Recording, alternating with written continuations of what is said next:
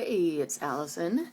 So I wanted to follow up on my previous video by telling you new thoughts that I've had in the last few months that have made me really change my approach to gender, at least for the time being. I hope it lasts.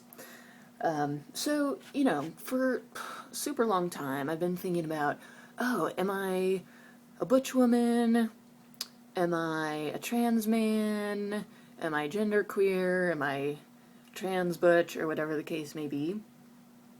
This has occupied so much of my thinking. It's very tiring. So I really want to let go of that. I have let go of it as of now. So the conclusion that I always come to is that I am not transgendered in the full sense, or well, I shouldn't say that. I'm not transgendered in the classic sense where I want to identify as a man or go on testosterone and transition. I just don't feel like that. I've thought about this stuff for many years and I've never gotten to the point where I've felt like I really want to do that or that transitioning is meant for me. So I'm like, okay, I've thought that through. I want to be done with that. I am not FTM. I am butch for the most part. So then I was like, oh, what label works for me? I thought about all these different labels, and none of them are totally accurate. I don't know that they're totally accurate for any human being, really. And I just want to be done with clinging to labels. I don't think it really does any good past a certain point, and I think it can be limiting. And it can make you suffer because you feel like you got to be consistent. You got to always look a certain way or act a certain way, or else you have an identity crisis. And, why go through that? So my thinking has really changed, and I felt a lot more at peace, largely due to one book, actually. This book by the author Eckhart Tolle, I guess if you say it the German way, called A New Earth, Awakening to Your Life's Purpose. This sounds a little cheesy, like all the other self-help or spirituality type of books, but I think it's been one of the most important books or ideas or anything that I've come across. It's way different than most other self-help or spirituality books that I've seen or that I've read, because those other ones, you read it, it's interesting, it's kind of helpful, but it doesn't really have a lasting impact. But this one, thus far anyway, has had a very lasting impact on me, and it's the kind of thing where every page feels like it's true, like I can see the author's ideas reflected in my own experience. It's proven by my own experience and feelings. And I've shared it with several other people, and they all feel that way. So if you feel like you're not really at peace mentally, or you're struggling with identity, or you just feel depressed sometimes, or anything like that, I would really, really recommend this book. It's also an audiobook on CD, which I got, and I like that better, actually, than reading the book. The author has a very nice voice. So, anyway, I'd really encourage you to check it out. It has really helped me. I wanted to read you a little quote, or rather a passage from it that will give you a sense of what it's about and give you a sense of the ideas that have really helped me lately, helped me want to let go of this obsession with labels. So this is near the beginning of the book. So, he writes, "Words, no matter whether they are vocalized and made into sounds or remain unspoken as thoughts, can cast an almost hypnotic spell upon you. You easily lose yourself in them, in words. Become hypnotized into implicitly believing that when you have attached a word to something, you know what it is. The fact is, you don't know what it is. You have only covered up the mystery with a label." Yeah, you see why this relates to me? Everything, a bird, a tree, even a simple stone, and certainly a human being, is ultimately unknowable. This is because it has unfathomable depth.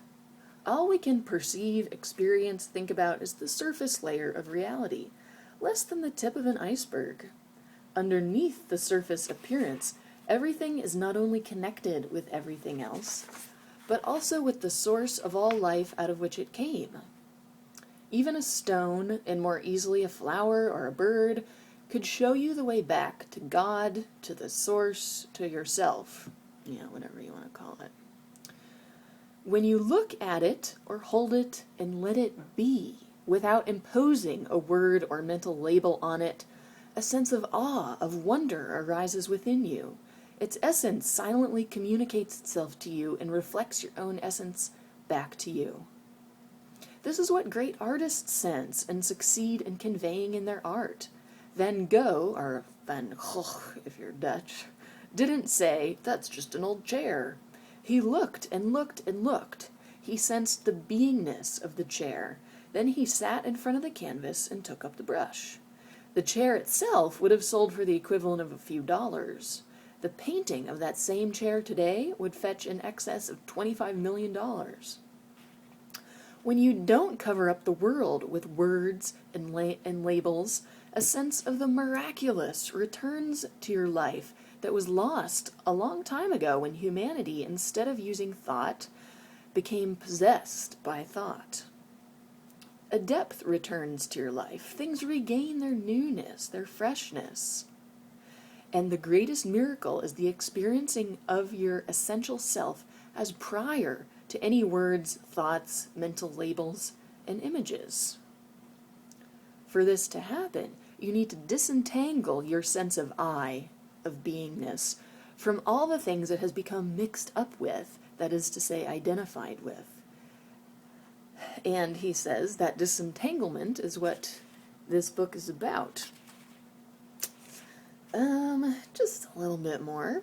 He continues, the quicker you are in attaching verbal or mental labels to things, people, or situations, the more shallow and lifeless your reality becomes. And the more deadened you become to reality, the miracle of life that continuously unfolds within and around you. In this way, cleverness may be gained, but wisdom is lost, and so are joy, love, creativity, and aliveness. Of course, we have to use words and thoughts. They have their own beauty. But do we need to become imprisoned in them? Words reduce reality to something the human mind can grasp, which isn't very much. Language consists of 5 basic sounds produced by the vocal cords.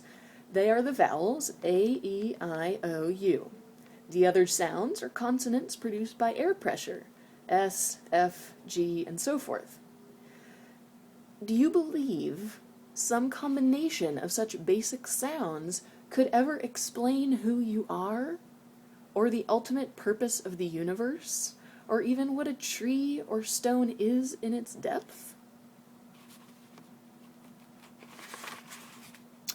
So, anyway, he continues explaining these kind of ideas in the book, and importantly, explains ways you can approach your daily experience or your mental habits so that you're not imprisoned by language and thought, which is just basically false storytelling that we tell ourselves in an attempt to have control over our lives and our feelings and our identities, when really, as he says, that's just the surface. I mean, that it's impossible for language and thoughts and stories that we tell ourselves to really truly encompass who we are or what anything is.